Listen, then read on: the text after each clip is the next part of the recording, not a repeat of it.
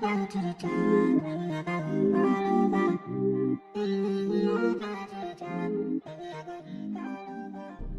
right, we finna get into everything you're gonna need for the Swift school or the Swift training or the hiring process. I broke it down into like 7 parts. I got hiring process, I got the schooling, I got the Top Gun and the mentor, I got upgrade day, pay, and etc. So we're gonna get into those.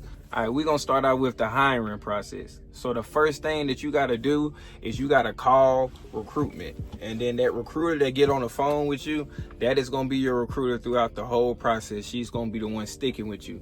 The one that I had was named Julie. She stuck with me throughout the whole entire process. If you see me looking down, I got my notebook right here to keep me on track. But she's gonna be with you throughout the whole process. After you talk to her, she then send you an application to your phone.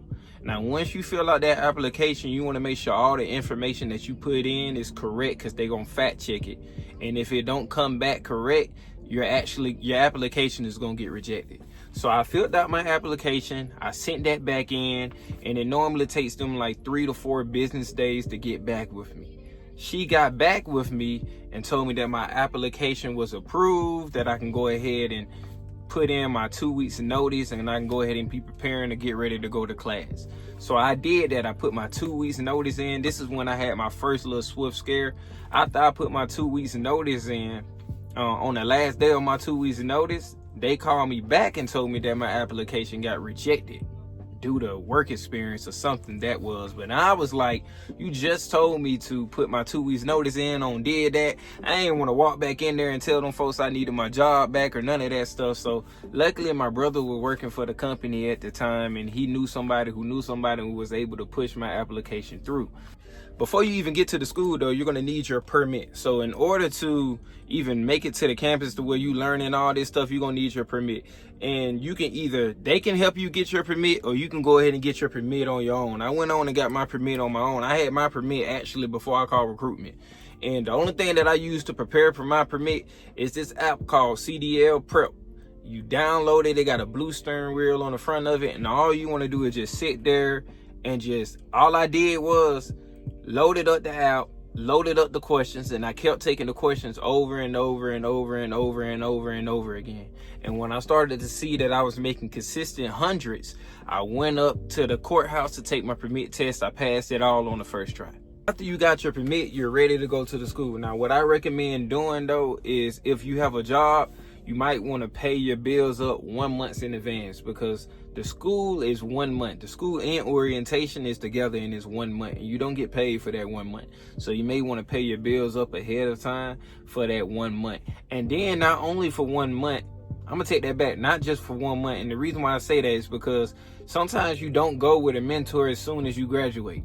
It may take them a week or two for them to come get you. Like for me, it took them I want to say a week after I graduated, it took me a week to actually get a mentor. So you want to have some money just put back for however long it's gonna take for a mentor to get in touch with you and for you to actually start getting paid. Also, if anybody is joining Swift or about to join Swift, I really appreciate it if you use my driver code. It's gonna be popped up right here, probably the whole video. It's 487-562. Help a brother out. Once you got your permit, you can now go on to the campus. Now, they got 2 ways that you can get up there. You can either drive or you can take a bus. If you take a bus, keep your bus ticket so they can reimburse you. If you drive, keep your gas receipts so they can reimburse you. They will not reimburse you if you don't have the ticket or if you don't have the receipts. And like I said, so when you get to the campus, the orientation and the schooling is all 1 month, so it's together. So the first thing you're gonna do when you get there is they're gonna take you into a room. If you already have your permit, you don't have to spend that first week in that classroom. That's for those who don't have their permit and have to get them. So it's best to get your permit before you get to the school, so you don't have to spend a week in the classroom preparing and training to get a permit. You can go ahead and get on that second week. And that second week, you're gonna be going over the laws, the paper laws. You're gonna be taking tests, making sure that you can log stuff perfectly, just in case this tablet ever go down and you have to use paper laws. That's what the first week is about. Then at the end of that first week is your orientation. That's when you're gonna go over pay, how much you're getting paid, what you're getting reimbursed with, the schooling fee, because you have an option to stay at the school, which is they're gonna put you in a hotel, or you have the option to just drive back and forth. If you stay at a hotel, there's a fee that you have to pay for staying at the hotel. And the school is not free. I know a lot of us think that the school was free. I even got told by my brother who worked there at the time that the school was free. It's not. You have to pay back the school fee and the hotel fee. So when you first upgrade on your own, what they're gonna do is they're gonna take $100 out of your check for a year. So that's gonna pay for the schooling, that's gonna pay for the hotel fee. They're gonna take $100 out of your check for the year. So you paying for the schooling. And if you leave 12 early, in some cases, they're going to charge you that balance that you owe them. So you are paying for the school, you're just not paying for it right away. Now, in that contract, they say they're going to reimburse you $100. So it's the first year paying $100, and then the second year is what Swift supposedly is reimbursing you for that $100. That is not the case. For the first year, you are paying that $100, and then that second year, they're just not taking $100 out your check. It's not no reimbursement. It's not no extra $100. They just no longer taking it out your check. Once you go over all that, you sign your paperwork, and now you're actually behind the truck. Now you're actually spending 3 weeks behind the wheel learning. You got to do a 90, a straight back, and an offset, and parallel parking.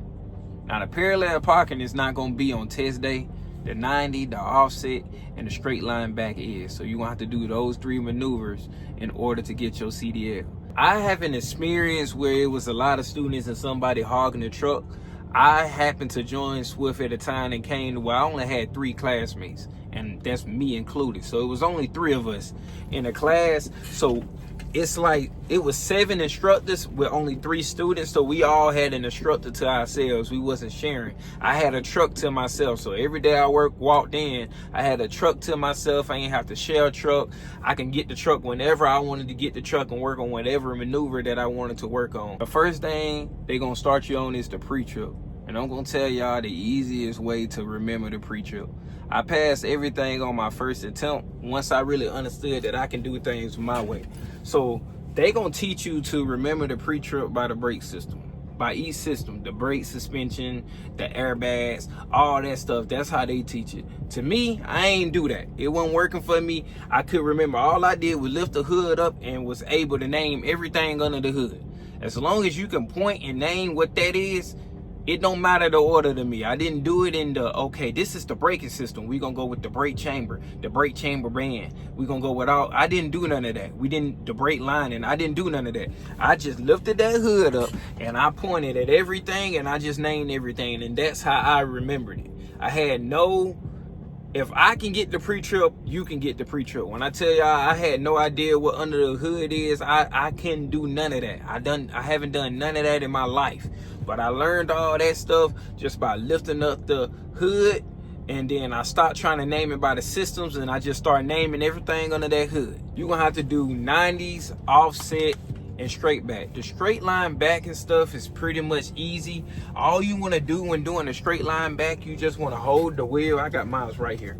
Just hold the wheel straight like this, and it's just like a windshield wiper. Just left to go right, right to go left. You don't want to add too much. You don't want to be doing this and doing this because it's gonna be hard. Just left, a little right. Then you got the 90, and then you got the offset. I want y'all to keep in mind that it's 7 different instructors at this Swift terminal teaching you. And I want you to keep in mind that if it's 7 ways that 7 different instructors are teaching you. So it's 7 people out there teaching you their way to do a 90. So if it's 7 ways to do a 90, it's an 8th way. And the 8th way is your way.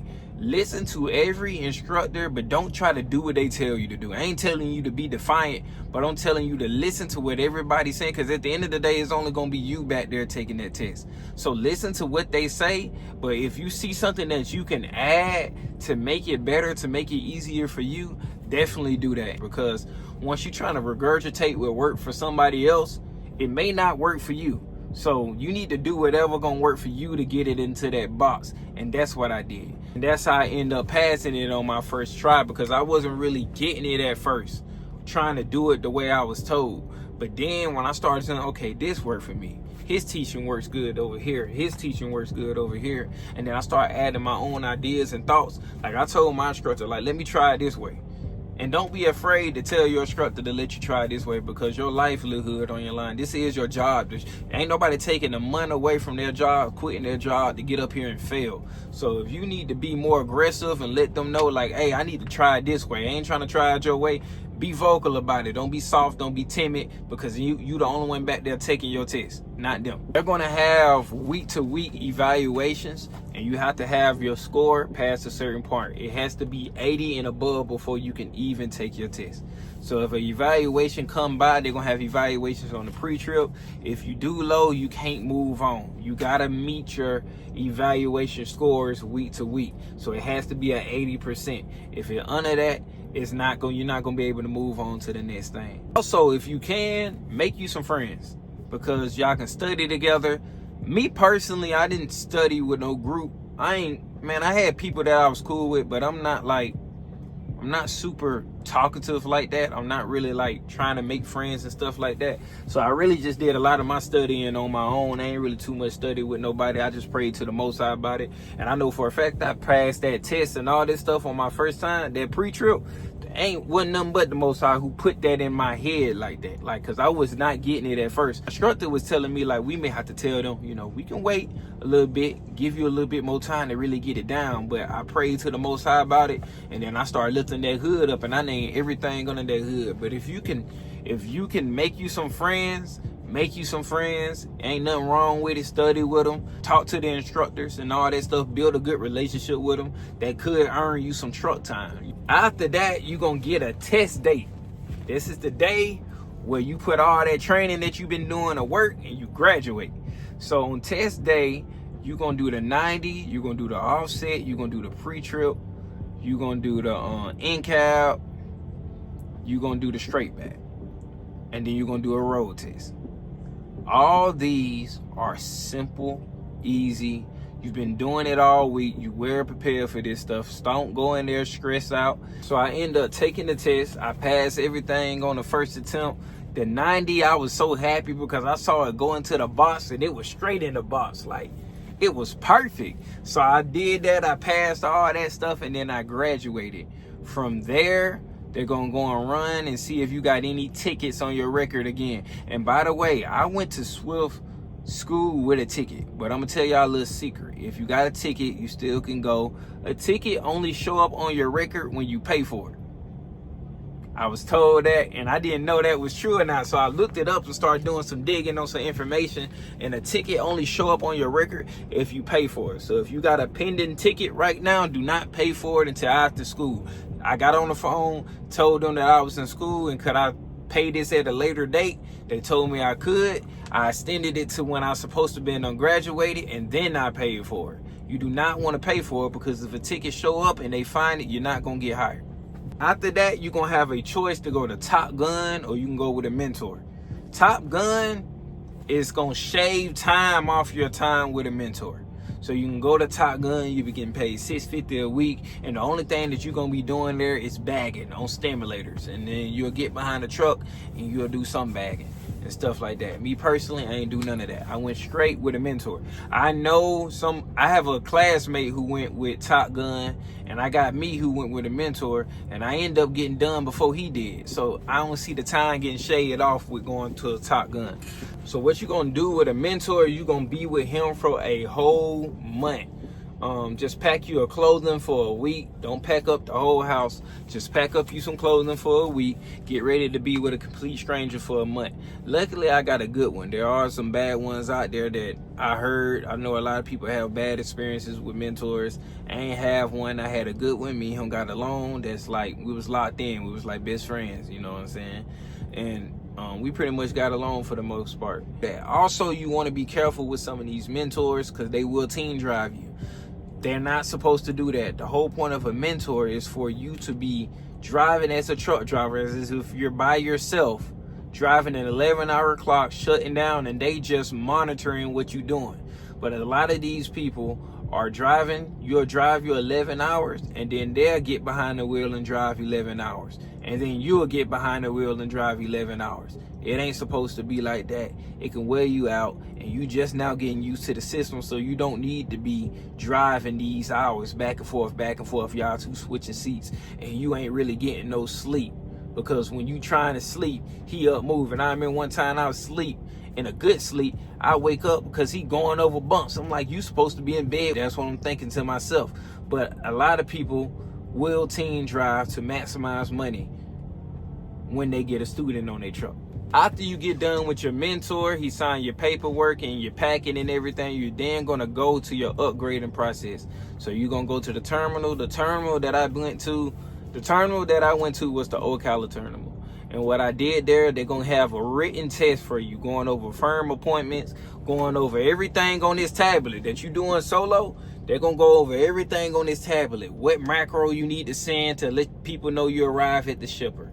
What macro you need to send to let them know you're loaded. All the stuff that you're doing while you with your mentor, they just finna test you on it. So make sure you paying attention to which macros and stuff that you sending, so that you can be able to pass that test.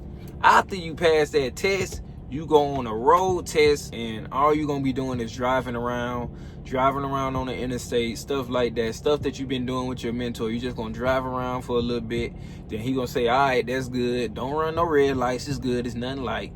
And then boom, he gonna tell you, okay, well, let's go back to the terminal. You go back to the terminal, he gonna have you bag the truck up in between two trailers. Actually, I ain't even have no trailer in between mine. I just had one trailer on the other side. So I bagged up between the trailer, and then boom, you done, you pass, you upgrade. From there, you go to the office, you meet with a lady. They're gonna give you a permit book. They're gonna give you a truck.